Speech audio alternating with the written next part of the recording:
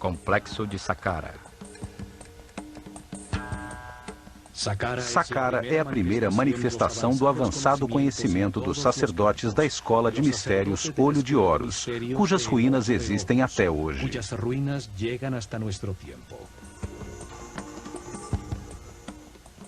Neste local foi construída a primeira pirâmide da Terra depois do dilúvio. Também foram usados pela primeira vez blocos modulares de pedra para a construção de um edifício.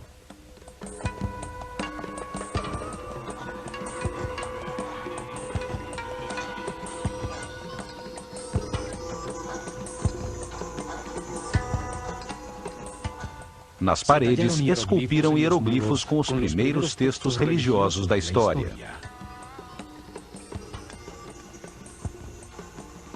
Neste local foi construído um enorme complexo subterrâneo de 12 pavimentos, com câmaras e galerias decoradas com os primeiros azulejos de cerâmica criados pelo homem. Nessas câmaras subterrâneas, encontrou-se mais de 40 mil urnas, tigelas e vasos de alabastro. Qual era a utilidade de tudo isto? Por que construir com tanto esforço túneis, câmaras e salões 30 metros abaixo do solo? Como iluminaram estes espaços para fazerem o complexo desenho cerâmico nos muros?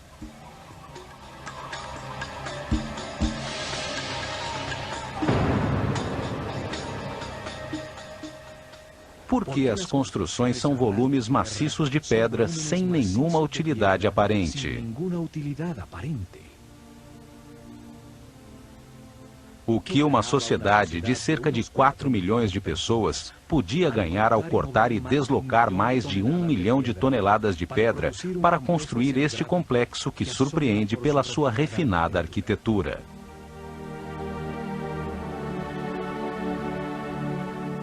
Qual o objetivo de um trabalho tão elaborado de esculturas em pedra, colunas, baixos relevos e detalhes arquitetônicos refinados num edifício que não tinha nada em seu interior? Como explicar a utilização de uma avançada tecnologia com algo tão inexplicável racionalmente? Saqqara é um dos maiores mistérios do Egito. Sua história nos revela as mais incríveis respostas. A começar pelo fabuloso personagem que a desenhou e dirigiu sua construção. O arquiteto Imhotep, cujo nome significa o sábio que vem em paz, sumo sacerdote da Escola de Mistérios Olho de Horus, tem um lugar de destaque na história da humanidade. Ele foi primeiro-ministro, vizir e chanceler do faraó Djoser, que reinou na terceira dinastia em torno do ano 2800 a.C.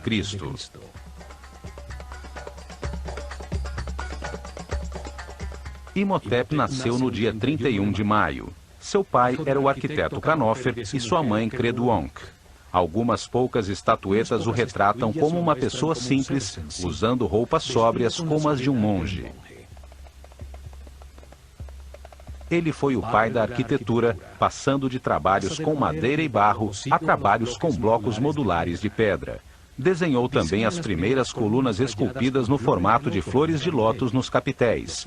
Os mais refinados detalhes arquitetônicos e a harmonia de Saqqara destacam a sua grande maestria. Ele foi o primeiro filósofo da história da humanidade. Dedicou-se a analisar conceitos fundamentais como espaço, tempo, volume, a natureza das doenças, a existência de Deus e a imortalidade. Ele representa a base conceitual da civilização egípcia, como o movimento da consciência em direção a Ma'at, à justiça, ao correto, à harmonia e ao equilíbrio. Segundo Platão, a história sobre Atlântida que foi contada a Solon pelos sacerdotes egípcios é da época de Imhotep. Astrólogo e astrônomo, ele criou o primeiro registro sistemático da abóbada celeste. Deixou-nos os primeiros mapas das constelações. Demonstrou o seu conhecimento dos equinócios ao usar as mudanças de era para determinar as etapas da revelação no desenvolvimento espiritual da civilização egípcia. Mas foram as qualidades de Imhotep como médico que o converteram em um semideus. Apenas 50 anos após a sua morte, o faraó Miquerinos lhe dedicou um templo que se tornou um lugar de peregrinações e de curas milagrosas. Os gregos que estudaram no Egito e que mudaram os nomes de todo mundo o chamaram de Asclépios ou Esculápio para marcar os seus feitos como médico. Também o chamaram de Hermes Trismegistus, 3 vezes grande, por suas qualidades como filósofo e físico, já que revelou as bases de como o universo funcionava. Imhotep foi o primeiro a compilar informações sobre como diagnosticar e curar muitas doenças. O caduceu, que hoje é símbolo da sociedade médica, era a vara de poder de Imhotep. Com ela, media a quantidade de energia vital que um ser humano processa em seu interior. Desta forma, sabia qual dos centros energéticos ou chakras utilizar para captar e processar a energia vital, bem como identificar onde existiam desequilíbrios celulares eletromagnéticos. Ele curava elevando a frequência vibratória da aura, ou campo eletromagnético da pessoa. Isto restabelecia o equilíbrio dos chakras, permitindo que voltassem a fornecer a energia vital necessária aos órgãos afetados, a verdadeira causa de todas as doenças. O caduceu tem 2 serpentes que se cruzam sobre os 7 chakras. Os centros nervosos sobre a coluna vertebral que captam e distribuem a energia. Simbolizam as 2 polaridades de carga elétrica e movimentos opostos, que dão lugar ao universo dual. Em seu centro, há uma coluna formada por pares de partículas com cargas opostas que se neutralizam e equilibram, a única maneira de se chegar à iluminação. Representa a Kundalini, a força vital que sobe através da coluna vertebral. Quando este conhecimento desapareceu, a sua forma se conservou como símbolo para a cura. Através de experiências que utilizam sua forma como uma bobina elétrica, tem-se descoberto que ela possui características misteriosas.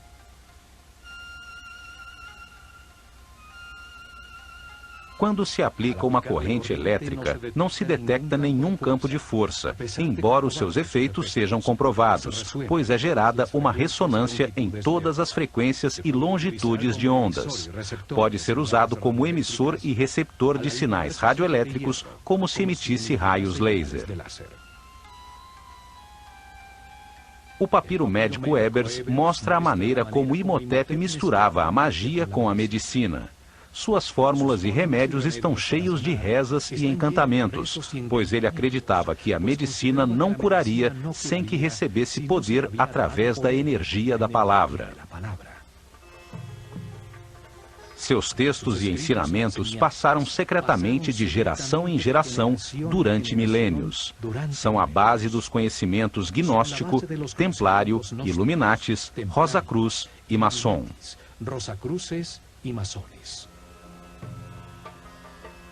Os gregos os chamavam de princípios herméticos. Imhotep deixou para a posteridade vários papiros e textos. Um deles, o Kybalion, fala dos 7 princípios fundamentais do universo. Neste texto, afirma que o universo existe na mente de Deus, que cada homem é único com os seus pensamentos, com a capacidade de pensar individualmente, e que a realidade é um grande sistema, onde todas as coisas têm consciência e estão interligadas. Imhotep foi um mestre do conhecimento. Ensinou a escrita hieroglífica e produziu vários textos em pedra, produzindo os primeiros textos religiosos da história. Por isto, é associado com Thoth, o éter ou princípio divino, simbolizado através de um corpo humano com cabeça de íbis, que representa o verbo divino, o criador da palavra.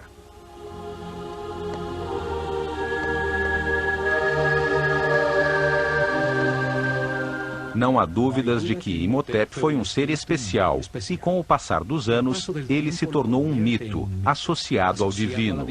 A ele foram atribuídos diversos nomes como Thoth, Mercúrio, Quetzalcoatl, Esculápio e Hermes Trismegistus, o 3 vezes grande. O termo hermético se converteu em sinônimo de sabedoria secreta. A mesma sabedoria que uma vez esteve nas mentes dos sacerdotes do Olho de Horus, dos quais um dos primeiros sumos sacerdotes foi Imhotep, o sábio que vem em paz.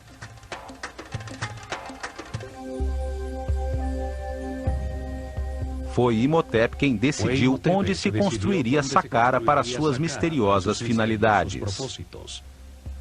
Está situada na área entre 31 e 32 graus de longitude leste e 29 e 32 graus latitude norte, a única área no Egito na qual se construiriam pirâmides nos 400 anos seguintes.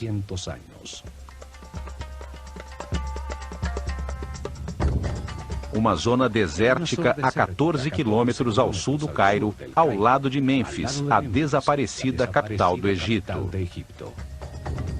Em Meidum, Hawara e Elahum estão as que ficam mais ao sul, e em Abu Hawash, a pirâmide que está mais ao norte. Foram construídas sobre uma plataforma de pedra que vai até Giza, 50 metros acima do nível do rio.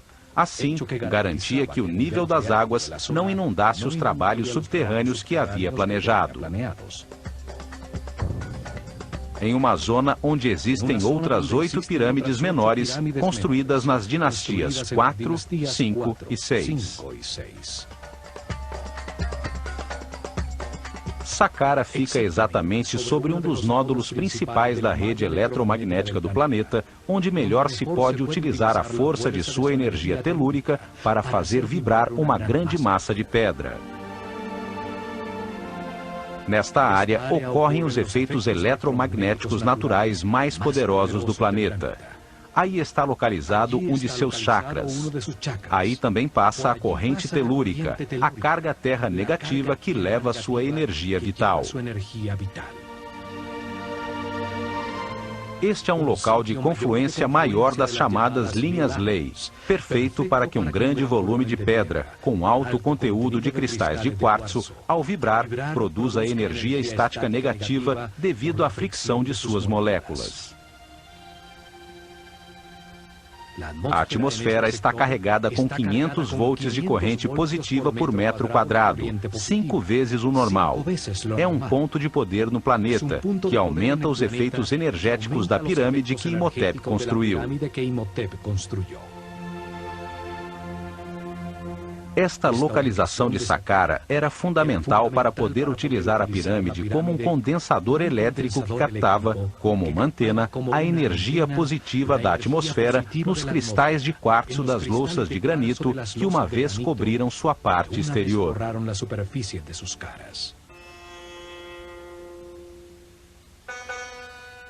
Saqqara significa o que abre e guia no caminho. Seu símbolo é o chacal, que guia os perdidos no deserto até levá-los às terras cultivadas, até às terras do homem civilizado.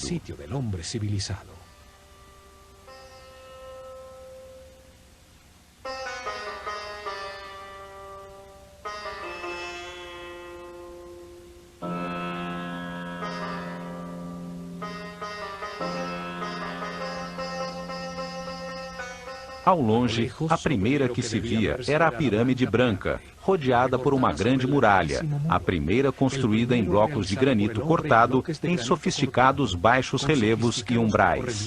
Uma obra muito mais complicada que a própria pirâmide.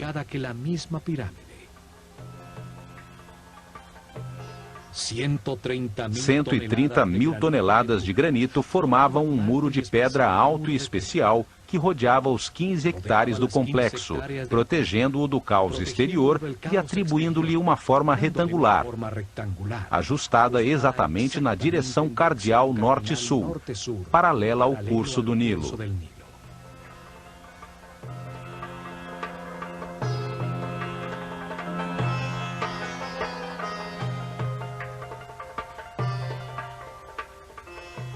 O muro tinha 10 metros de altura, o que representa aproximadamente 4 andares de um edifício moderno. 550 metros de comprimento, 5 quarteirões e meio em linha reta de norte a sul, e a metade exata desta distância, 275 metros de largura, de leste a oeste.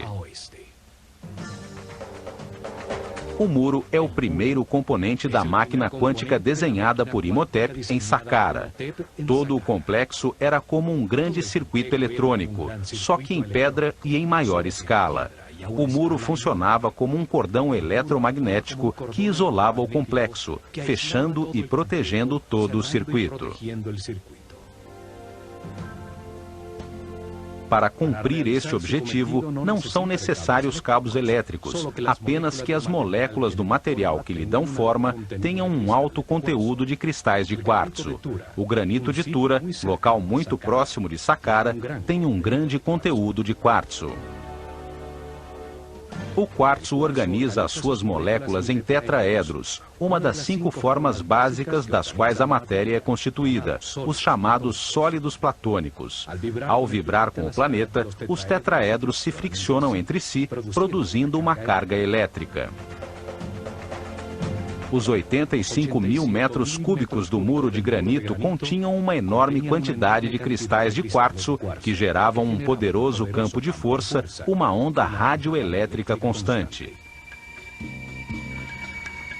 O muro é parte integral de um complexo captador de energia eletromagnética, cujo coração estava na pirâmide escalonada que, com os seus 66 metros de altura, dominava o complexo.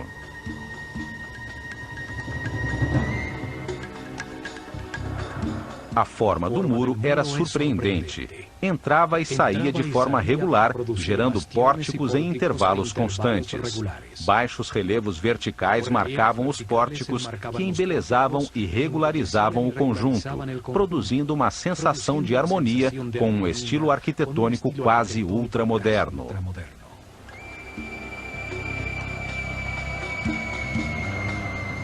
Desde a sua parte superior até as entradas, as quais se subia através de escadas, se via a paisagem de muitos quilômetros em todas as direções, bem como a impressionante vista da pirâmide escalonada.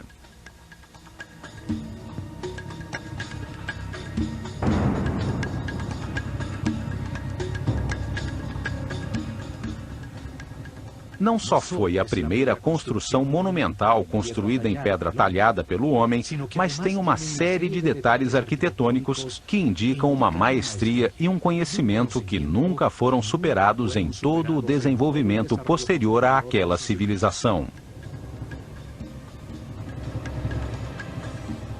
15 pórticos iguais escondiam o único que tinha uma porta verdadeira, localizado em uma esquina a sudeste do enorme retângulo.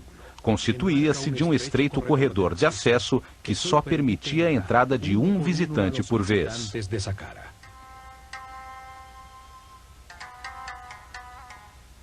O caminho da perfeição espiritual é individual e intransferível. Ninguém pode evoluir por outra pessoa. Por isto, em Saqqara, só entrava uma pessoa de cada vez.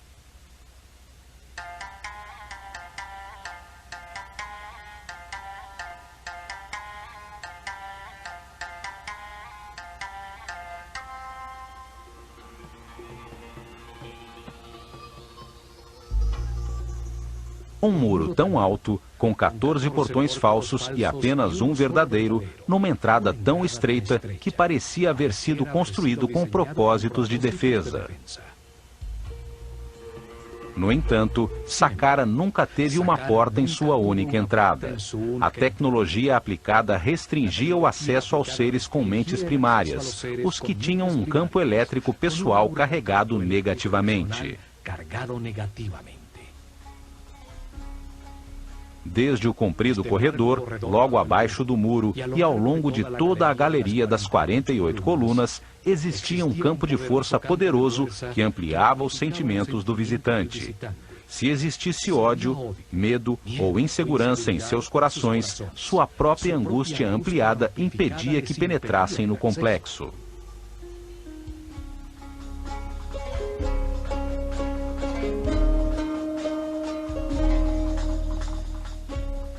Apenas os puros de coração podiam entrar em Saqqara quando o complexo e a escola de mistérios Olho de Horus funcionavam naquele local.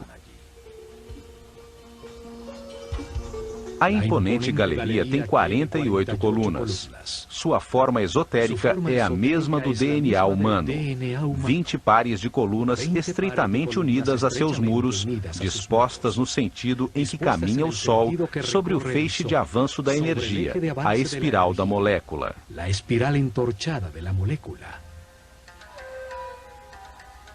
4 pares de colunas no salão transversal ao final da sequência simbolizavam a capacidade adicional de armazenar, analisar e processar informações, o que diferencia o ser humano do animal.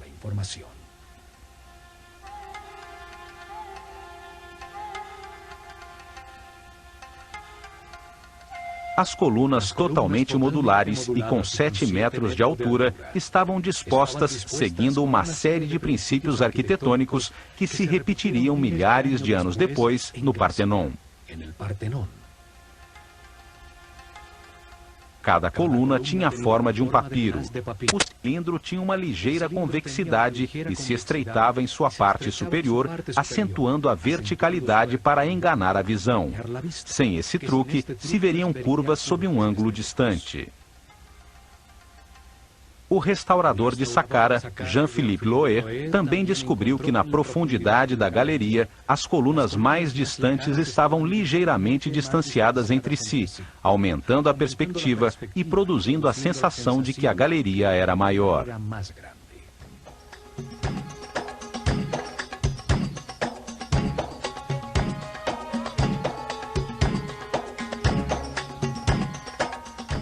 Ao atravessar a galeria, chega-se ao salão transversal das 8 colunas, unidas entre si por módulos de pedra que marcam a saída ao grande pátio das serpentes, em cujo lado norte brilhava a esplêndida pirâmide escalonada.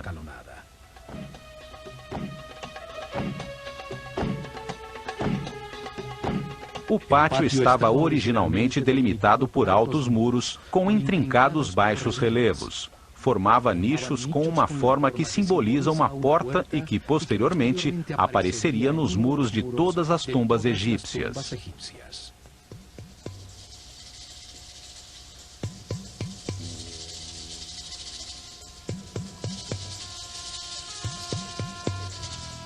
Cada porta continha um friso horizontal decorado por uma cobra. A serpente sagrada simbolizava a dualidade, devido à sua língua bifurcada e aos seus órgãos sexuais duplicados.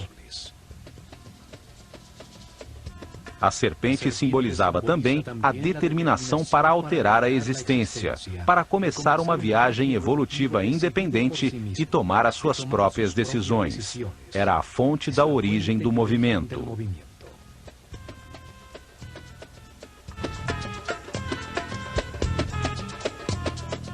Neste pátio realizaram-se muitas cerimônias, a maioria com discípulos da escola. Ao menos uma vez por ano, o faraó vinha a este local para ser coroado novamente pelo sumo sacerdote da escola Olho de Horus, com uma coroa branca e vermelha que simbolizava o seu poder sobre todo o Egito. Quando o reinado do faraó completava 30 anos, realizavam uma cerimônia de renovação, chamada El Heb-Sed. Nesta cerimônia, o faraó, adornado somente com as insígnias de seu poder, corria ao redor do pátio das serpentes, simbolizando o seu rejuvenescimento e demonstrando sua força para governar o plano físico. O muro na parte sul do pátio formava a fachada da chamada Tumba Sul, uma capela falsa, feita de pedra maciça, cuja verdadeira função era dissimular um dos acessos ao complexo subterrâneo. A capela tem um pequeno espaço em seu interior, onde havia um poço vertical que permitia chegar ao sistema subterrâneo, longe do acesso que chega à pirâmide. Nessa profunda escavação, descobriu-se a escada original de acesso ao mundo subterrâneo. Os dois poços verticais de acesso, o da pirâmide e o da Capela Sul, foram encontrados selados com tampas circulares de granito que pesavam mais de 10 toneladas. A capela na superfície era só uma fachada falsa para este acesso. A verdadeira vida de Saqqara estava abaixo da terra. Deste acesso na Tumba Sul, se chega às câmaras e galerias subterrâneas, e há um túnel que termina exatamente abaixo da galeria de acesso.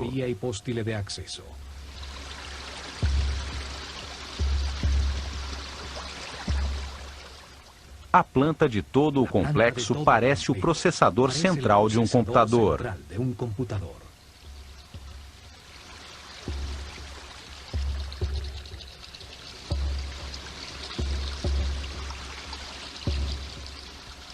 Saqqara foi a primeira experiência com a forma piramidal para aplicar e aperfeiçoar uma tecnologia quântica, cujo objetivo era acelerar o aperfeiçoamento espiritual dos discípulos da Escola de Mistérios do Olho de Horus.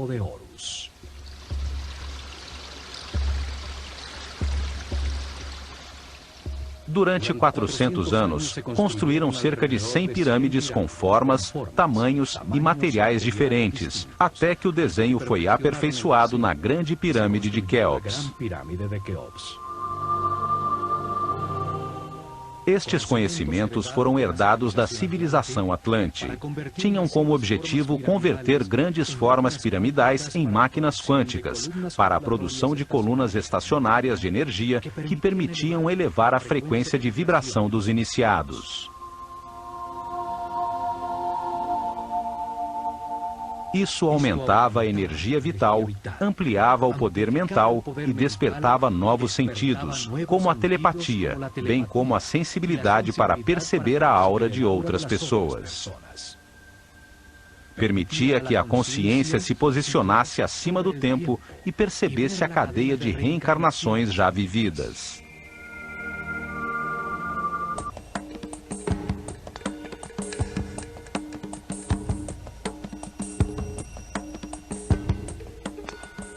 No lado por onde se eleva o sol no Pátio da Serpente, ainda permanecem erguidas 3 colunas. Elas formavam o centro do chamado Templo Real de Heb-Sed, um pavilhão utilizado pelo faraó e pelos sacerdotes do Olho de Horus durante as celebrações.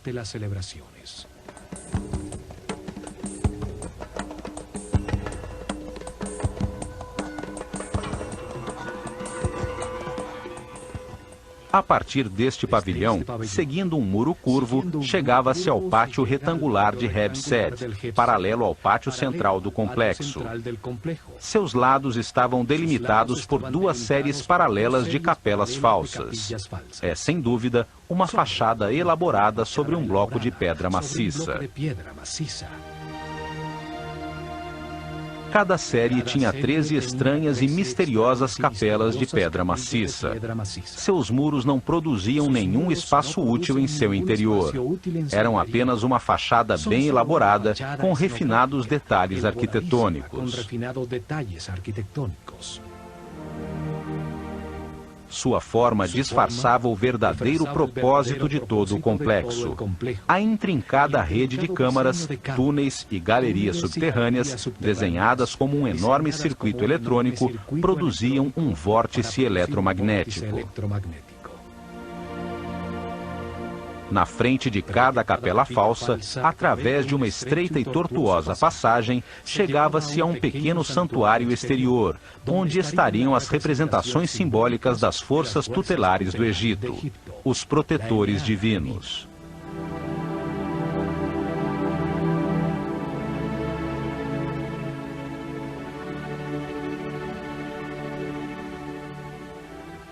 Os muros exteriores estavam decorados com os altos e baixos relevos de portas e janelas falsas, cercas falsas de madeira, séries de jets e colunas tipo flauta. Enfim, uma cenografia completa talhada em pedra. Ao norte do pátio das capelas falsas, exatamente ao leste da pirâmide escalonada, estão as chamadas Casas Sul e Norte, duas construções muito maiores, mas igualmente falsas.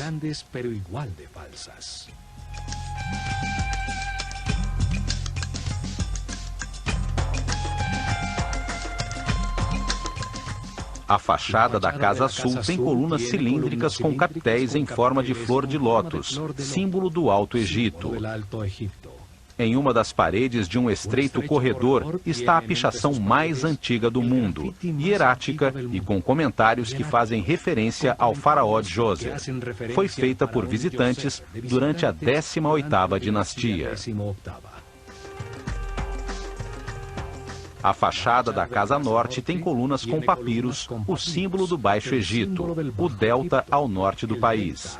Neste local, durante a cerimônia do Hebsed, o rei recebia a coroa vermelha, que simbolizava sua autoridade sobre este território.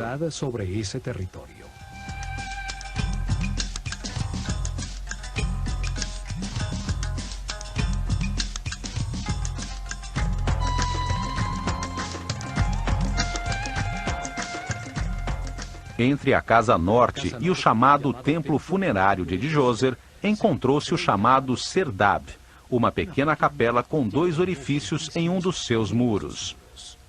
Através destes orifícios, podia-se observar no pátio uma estátua do faraó Djoser recebendo a brisa revigorante do norte.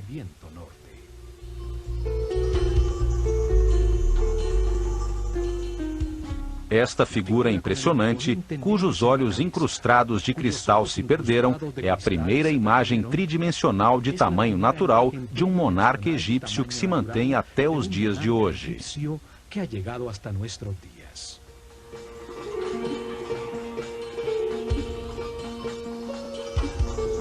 Ela observa, há milênios, a surpresa que as construções falsas contidas em seus muros causa a todos os visitantes de Saqqara. O disfarce que esconde a poderosa máquina quântica. Daqui vêm as teorias que afirmam que Saqqara foi a sua tumba nunca utilizada.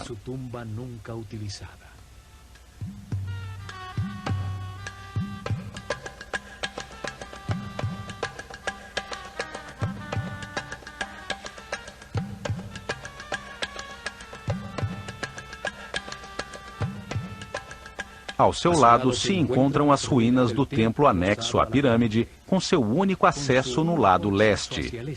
Através de intrincados labirintos de estreitos corredores, conduzia a 2 pátios abertos, um dos quais escondia a verdadeira entrada de Saqqara nas profundezas da terra.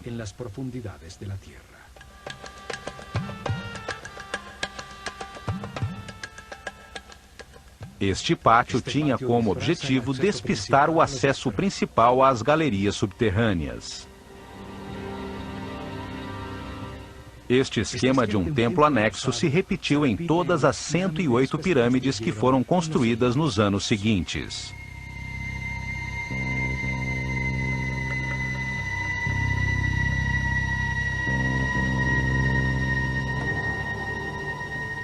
Saqqara foi abandonada com a chegada da Era de Ram em torno do ano 2320 a.C., quando a pirâmide de Quéops foi construída. O conhecimento sobre os acessos às câmaras e galerias subterrâneas se perdeu com o passar dos anos. As pedras de seus muros foram utilizadas como material de construção.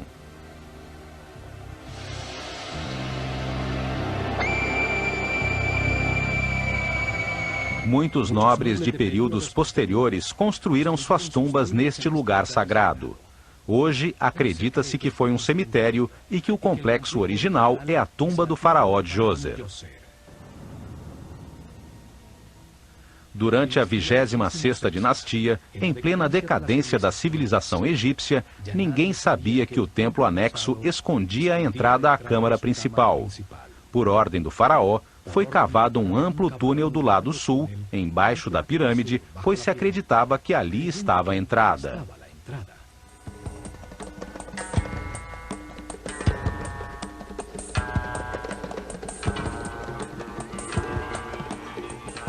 A rocha foi perfurada, sendo mantidas muitas colunas em pedra para evitar que o túnel desabasse.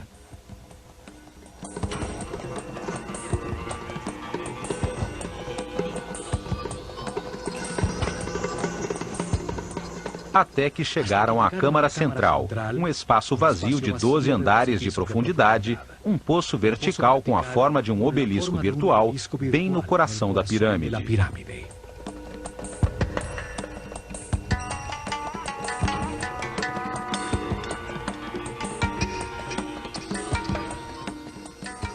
A partir daí, descobriram que o acesso original estava, na realidade, no lado norte da pirâmide, e então puderam entrar em todo o complexo de galerias subterrâneas.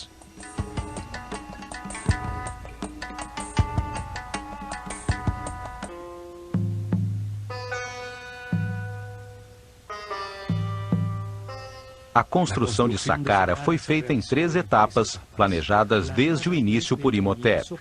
Estas etapas permitiam que o complexo fosse crescendo e que a pirâmide se expandisse como o corpo de um ser humano.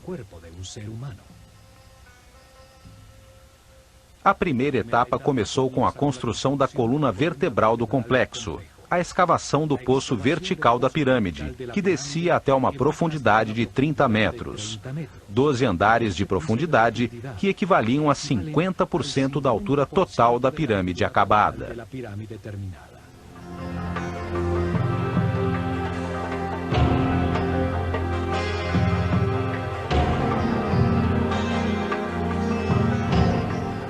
Nesta profundidade foram cavados centenas de metros de túneis, bem como uma série de câmaras e galerias, parte fundamental do sistema.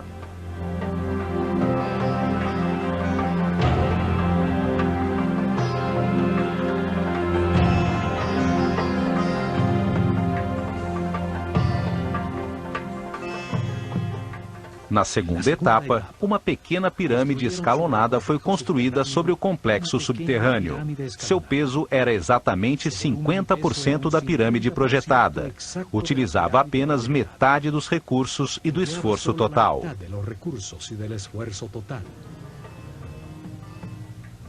Além disso, podiam utilizar as instalações durante a construção. A carga elétrica gerada pela pirâmide pequena era utilizada para produzir ondas eletromagnéticas que facilitavam o deslocamento de todo o material necessário para a construção do complexo.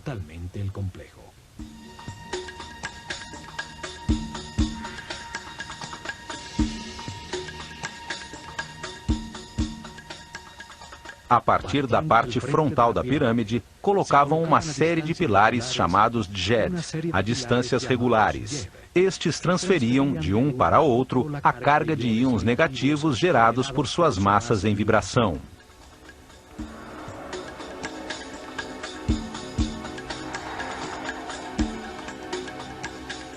Cada pilar tinha 2 bobinas de arame de ouro enrolados sobre madeira, verticalmente dispostas. A primeira na parte inferior, a segunda na parte superior.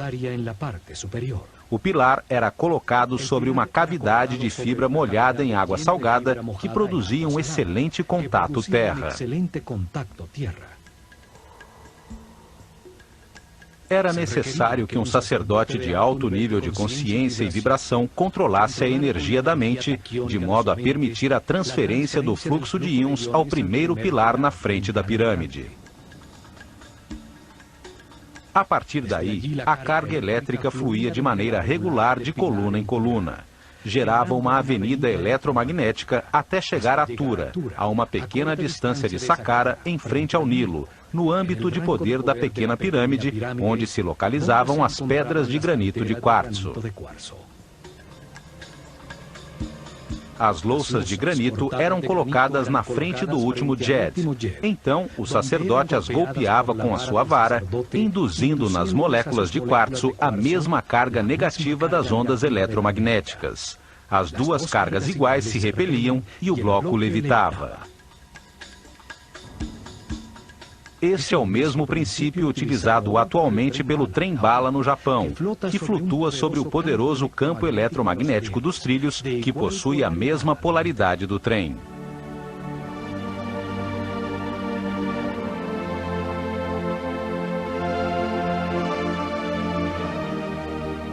Dessa forma, com a primeira linha de transporte eletromagnético, eles puderam facilmente transportar toda a pedra que precisavam para a terceira etapa.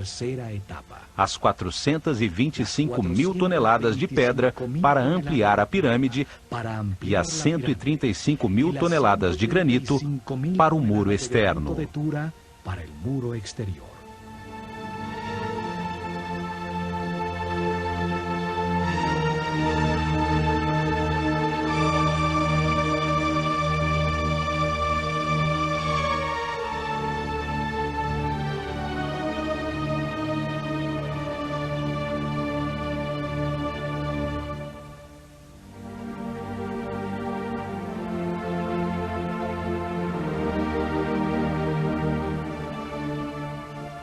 As etapas permitiam usar parcialmente a energia gerada, que aumentaria em 50% quando a pirâmide estivesse construída.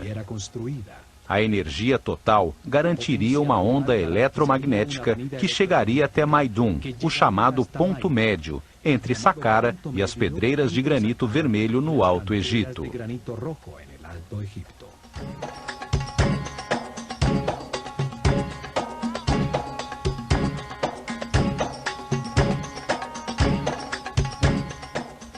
Esta tecnologia e conhecimento foram herdados dos Atlantes e se baseiam nos princípios da mecânica quântica que nossos cientistas apenas começam a entender. No próximo programa, continuaremos nossa análise sobre Saqqara. Entenderemos a distribuição física e o significado de todo o complexo subterrâneo que foi construído com o objetivo de dar forma a uma poderosa máquina quântica que acelerou a evolução dos iniciados. Ao examinar este caminho, que chamaremos de caminho quântico em direção à luz da consciência, veremos que este processo evolutivo foi ensinado por diversos mestres superiores. Um deles foi o Mestre Jesus. Fue el Maestro Jesús.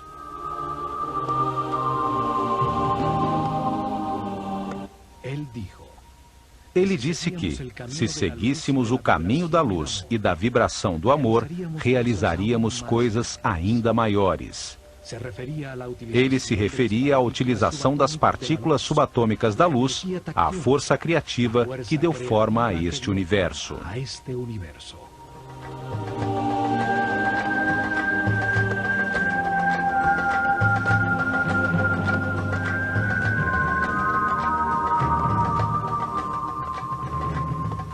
Milhares de anos antes da chegada de Jesus, os sábios sacerdotes do Olho de Horus utilizaram este mesmo tipo de conhecimento para acelerar a evolução de seus discípulos em Saqqara.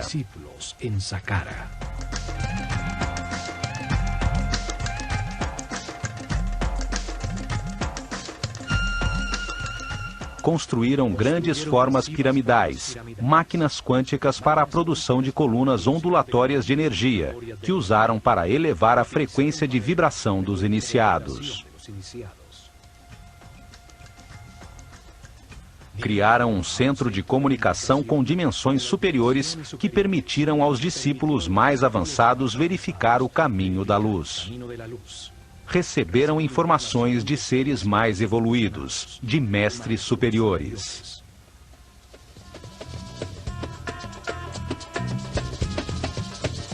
No plano físico, ao produzir estas ondas eletromagnéticas e efeitos de supercondutividade em diversos materiais, facilitaram a construção de seus templos, os livros vivos da Escola de Mistérios do Olho de Horus.